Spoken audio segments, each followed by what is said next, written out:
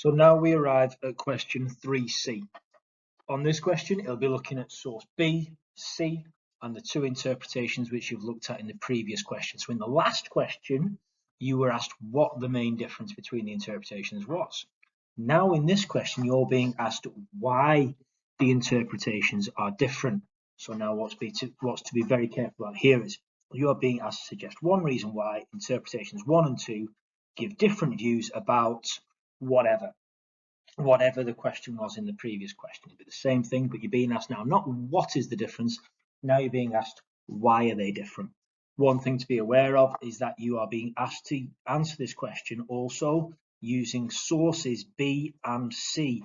Make sure you read which sources you are being asked to look at, because source A is used for the inference question in question 1. In this one, it wants you to talk about B and C. And the good news is, I can tell you the answer to this one every single time, because effectively what you'll get is interpretation 1 and interpretation 2. And the reason they are different, why they are different, is because they have got their evidence from different places. So, for example, in this occasion, you've got interpretation 1, which talks about the threat to the Weimar government from the extreme right and the extreme left. And then what you see in source B is a picture of a load of armed Freikorps soldiers on the streets of Berlin during the Kapp Putsch. So interpretation 1 has got his information from there. Interpretation 2, which talks about hyperinflation, and then you can see source C talks about hyperinflation. So this guy has got his information from there. Very simple. Now, sometimes, obviously, interpretation 2 will have gotten it from source B, and they might be from different places, from the different source, but they will always go like that. One interpretation will be the same as one source, and the other interpretation will be the same as the other source. So effectively, I can tell you the answer.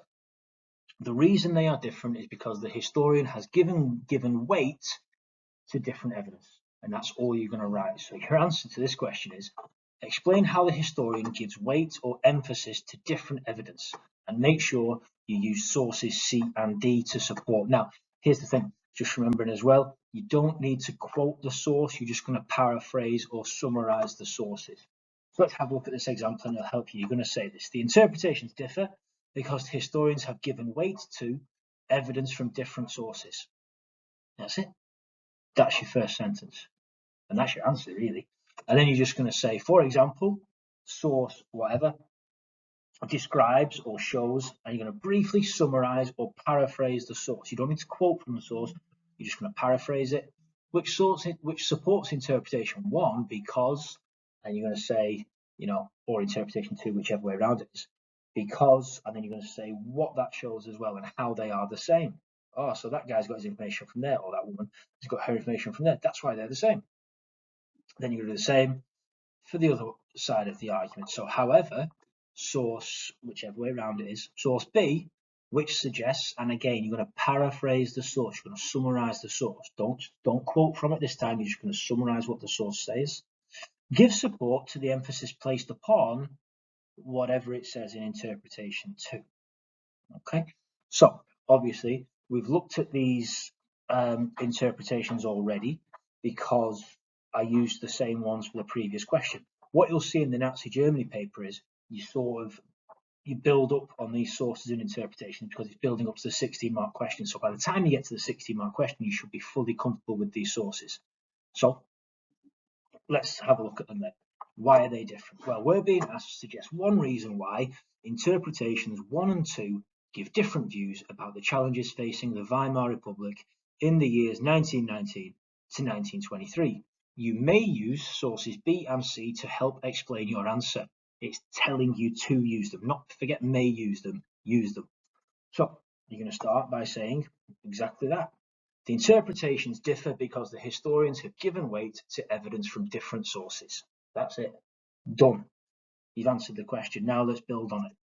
For example, source B describes, in this case we've got a picture, so we might say shows, but we're going to say source B describes armed soldiers of the Kapp Putsch trying to overthrow the Weimar government in 1920, which supports interpretation 1 because, and then I'm going to just paraphrase interpretation 1, because it believes uprisings by powerful paramilitary groups wanting to install a more extreme government were the main challenge to the Weimar Republic.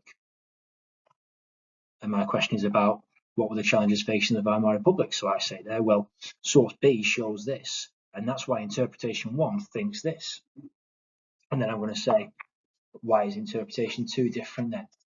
However, source C, which suggests people lost faith and stopped supporting the government after hyperinflation in 1923, gives support to the emphasis placed upon the Weimar government's mismanagement of the French invasion of the Ruhr meant that the Weimar government undermined itself, which caused people to question the new government, as seen in interpretation 2.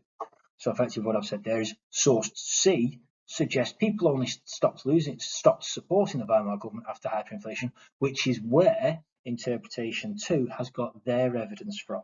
Okay, so effectively what you're doing here is just source B describes this, and that's why interpretation 1 thinks this. Source C suggests this, and that's why interpretation 2 has emphasized this. That's why they believe that. So simple as that. I can tell you the answer before you even walk in. The interpretations differ because historians have given weight to evidence from different sources, and then you just paraphrase the source and say what the paraphrase the interpretation as well. That's why this interpretation believes that. Okay, make sure once again you use the right interpretation and the correct sources. You're looking to spend around 5 minutes on that. It's a 4-mark question.